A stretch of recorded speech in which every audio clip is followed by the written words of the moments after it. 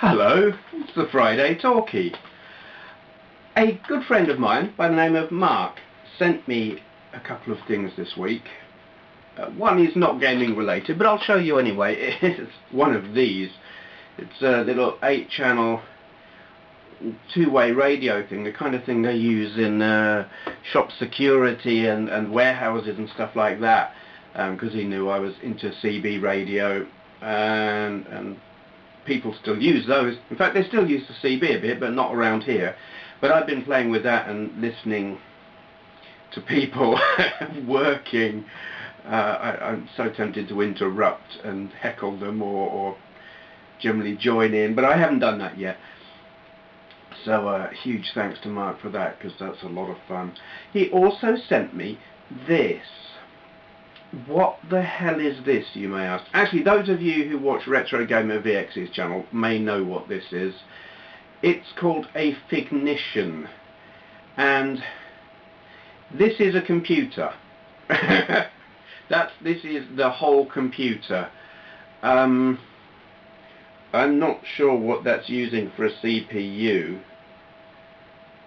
I don't know if it's ARM based or what. I can't even read it from here. Basically, power and data input, you hook it up to a computer, another computer. I don't know if you can use this without another computer. You can probably power it through this, which is a USB input. You can probably power it from that, but you wouldn't be able to send data to it. So I'm going to hook it up to my laptop. Video out. That will go to, it's not composite, you don't need to tune it into your telly. I'm going to plug that into a SCART adapter type thing that I use. And that there, this camera is probably not going to focus on it. This is your keyboard.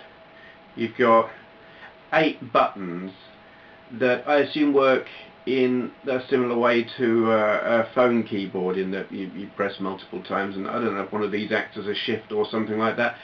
I haven't tried it yet. I am going to, and when I do, I will make video of it. As I said, Retro Gamer VX has done a video of this. He made his, he put his together and everything. Mark put this one together.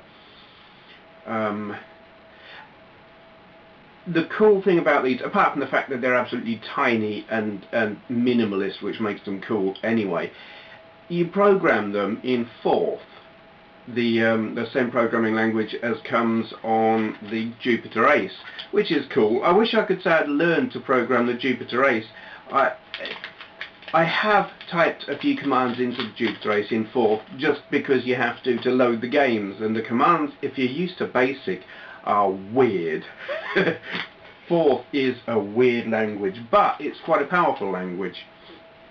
It is, it's more powerful, it's more like a professional, proper programming language than BASIC, which is like... BASIC is the programming language what Lego is to the building trade. Yeah, something like that. Probably upset a whole load of people who love their Lego. I'm not saying it's bad, it's just not professional.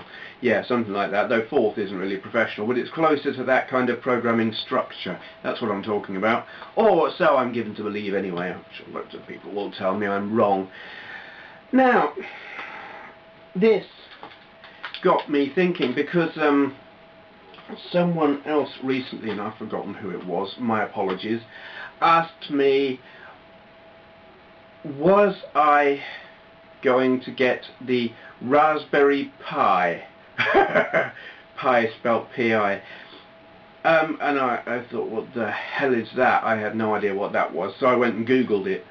And it is another computer, kind of tiny miniature thing, again ARM based, but that runs, well, you can plug in a mouse and a keyboard into it because it's got USB on it, and it's got an SD card for storage.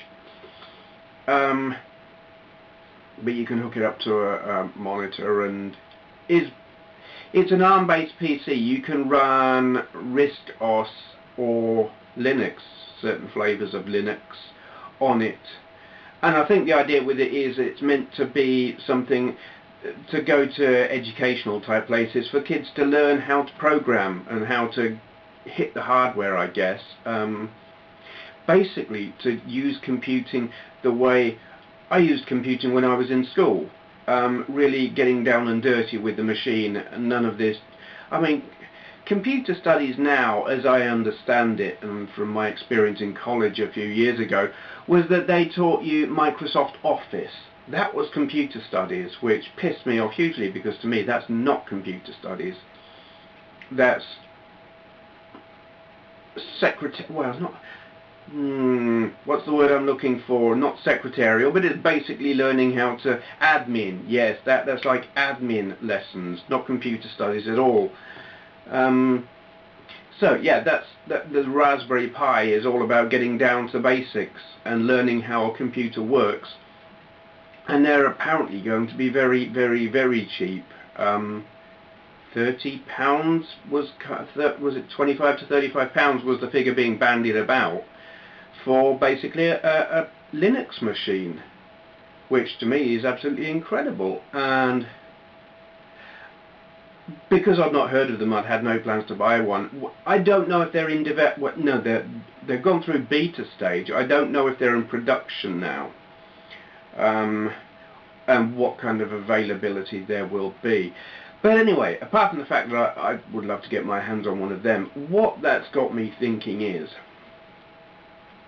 with gaming and computing going the way it is, bigger, more powerful, more complicated, more expensive. PCs are actually quite cheap, it's got to be said, for a basic machine. I mean, you can pick up something reasonably capable for £300, which is quite impressive.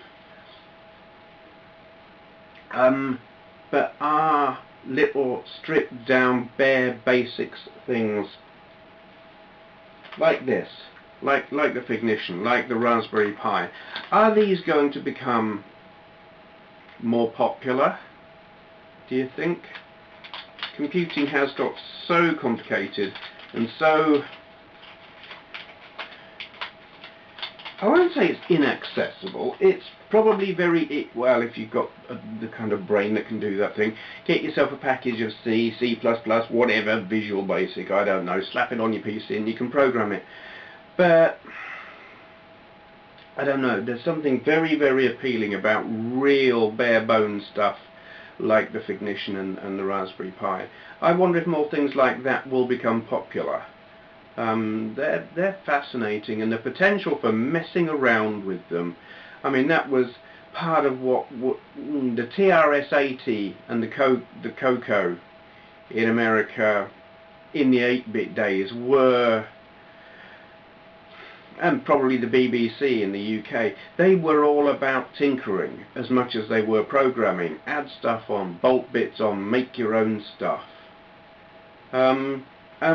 We seem to have lost that now. And there are probably hobbyists who do that kind of thing anyway, but for a more accessible route to that kind of thing, I don't know.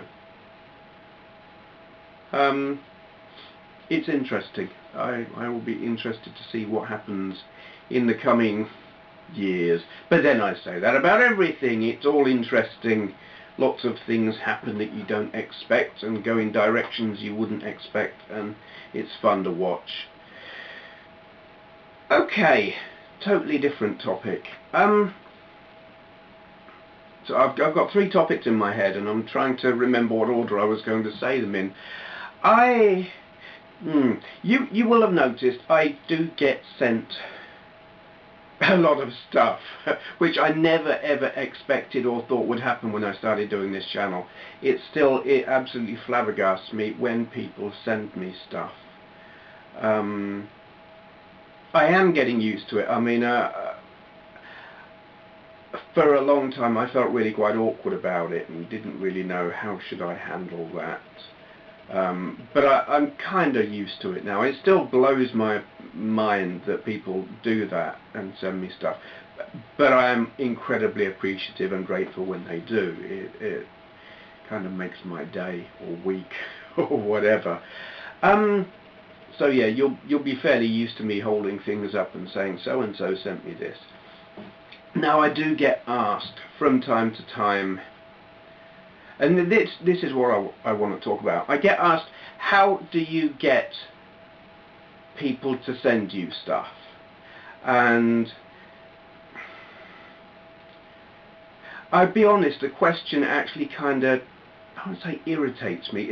It just doesn't work like that. I don't get people to send me stuff. I don't ever ask.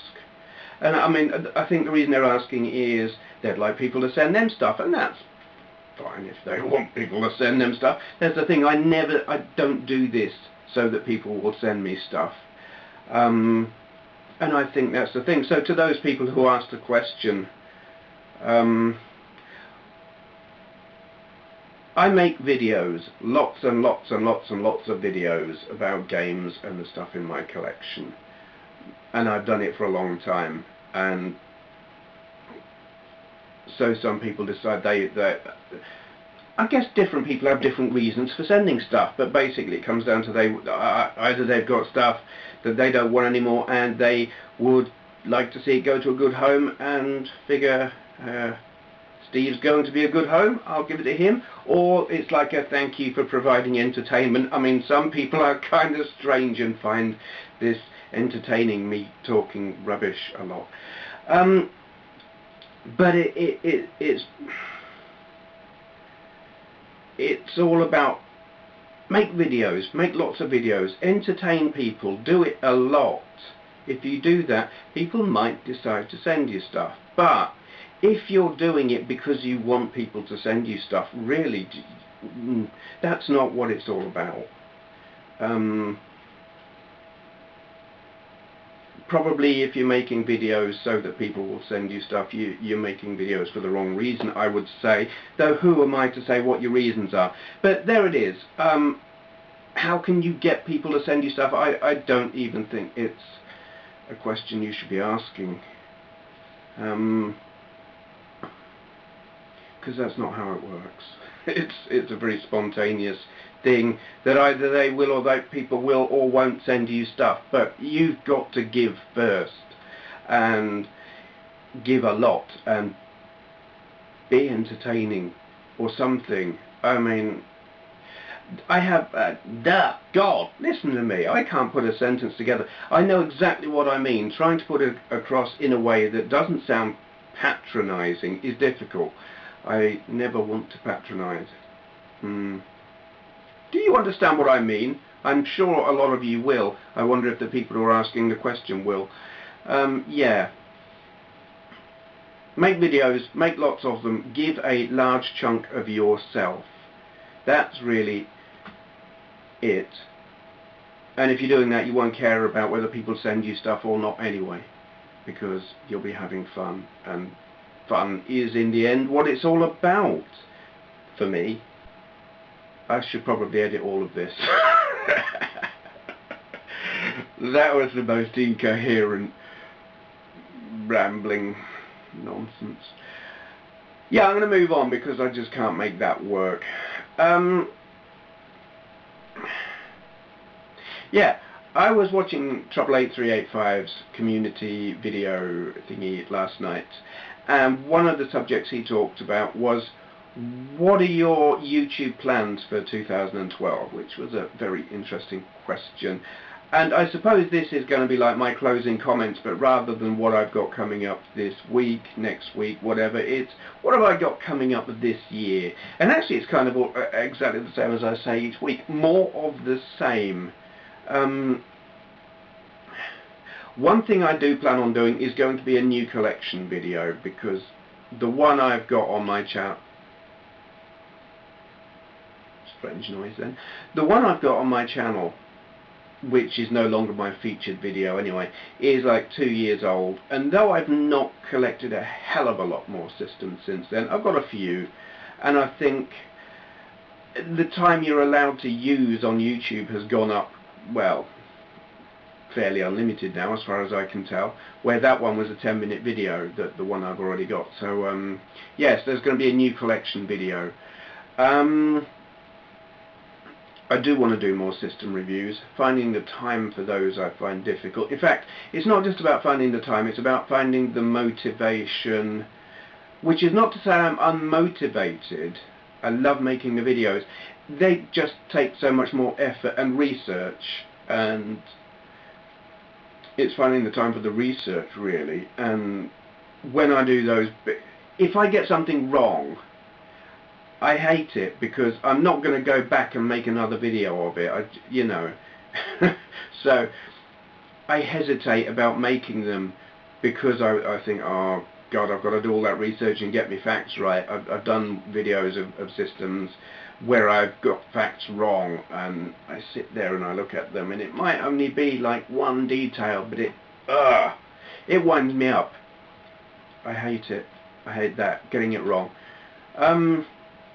Yes, so there will be more of those. There will be a collection video. Other than that, I mean, it is going to be an awful lot more of the same. I say awful as if it's a bad thing, which it isn't, because it's fun to do. Lots and lots and lots of gameplay videos. I have got now so many games. I wouldn't say I don't know what to do with, because I do know what to do with. I'm going to put them on their respective systems, play them and make videos. That's what I'm going to do. I mean, stuff I kind of have in my head a list of the stuff that I want to do in the near future. Obviously, I've got a load of games from Ninja Bear Hug, which I will be doing those. I've got a couple of Commodore 64 games from Exxon, yeah, you know I don't know how to pronounce that, from TIA. I've got at least one game and probably more on this Apple MacBook from Paul Spider. I've got a load of Atari 800 games from my good friend Mark. I've also got the, oh God, what's it? I've got some games on the N-Gage that I want to do videos of. I've actually got a couple of GBA games that I want to do videos of as well, because I've had them sitting around for a while. In fact, when did I buy them? Quite a while ago. I can't even remember where I was. Yeah. And still a load of X-Rack stuff as well. Is this camera even running?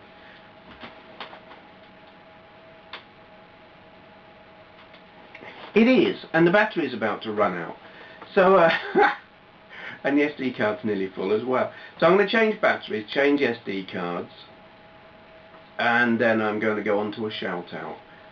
Yeah. Okay then, this week's shout out. I say this week, I haven't done one for several weeks because I just haven't been able to find the time. Rob Ivy 64, Rob's Vintage Game Room, which is really, it does what it says on the tin. This is Rob's collection, his game room, what he's got, what he's collected, what he does with it, kind of thing. Let me zoom down here so I can scroll through the videos on here. This is the first one, the first video that I looked at today, and it's just so cool. He shows you around his game room, and his game room is incredible. He's got really good stuff, and what comes to mind, actually, it reminds me of, and not just this video, but his kind of how he does his channel, and the kind of things he does, makes me think of Luke Morse 1, which is no bad thing at all, because Luke's channel is epic, and I'm pretty sure all of you will know that. His collection is kind of, not, I don't know about size, but the kind of things that he's got and that he does. Arcade machines, arcade boards. I mean, you can see one of those funky Japanese style arcade machines there. X68000s and FM Towns, and he repairs stuff. And, you know, he's into the collecting the circuit boards. In depth, it's like he does the games, he plays the games, but he knows the hardware as well, and tinkers with it, fixes it, and such like. Like I said, it makes me think Luke Morse 1. Obviously, he's not copying what Luke is doing, he's just doing something similar. They have a similar hobby. This is interesting as well. He's got some videos, gameplay footage from overclocked Super FX games, which I've never seen before. I didn't even know you could do it. There's no voiceover that I'm aware of. I haven't watched the whole videos, shame on me, but I watched to see what it was. So there's no voiceover, but the information is in the info bar underneath, and it explains what's been done and what you can do or can't do, or, you know, basically overclock them too much, they'll overheat. I did find those absolutely fascinating, because I didn't know you could do that. Arcade boards, PC Engine GT with fixed sound. So there is best fireworks show ever in Q8. I haven't watched that one. I think I need to. Yeah, so there's a good variety of stuff here. A lot of Japanese type games, I think. Again, it makes me think of Luke's channel. How long's he been? Very often when I'm shouting out channels, I'm not that... I haven't... It's like some channels I've been watching for years, and I very often find myself shouting out new channels that I've not really... I don't know if that's the right way to do things, really. I should probably be shouting out channels I'm really familiar with. But what I like to do is shout out the ones that have just caught my eye, because maybe they won't have caught everyone else's eye. He's got 236 subscribers at the moment, which is not bad at all. Quite often I try and shout out the ones that are like brand new, got none at all, but I think, what the heck, if a channel is good, shout it out. So there you are, Rob IV64, Rob's Vintage Game Room. Linkage down there as usual. I'm probably going to point down there. It's like it used to be, links were over there, now they're down there. In a few months time they'll probably be over there, and my videos will not make sense to anyone who's watching at that time. But there you go. Okay, I'm not going to do closing comments because I've already done what my plans are for this year, which is kind of like closing comments every week anyway. So there you are. Thank you for watching.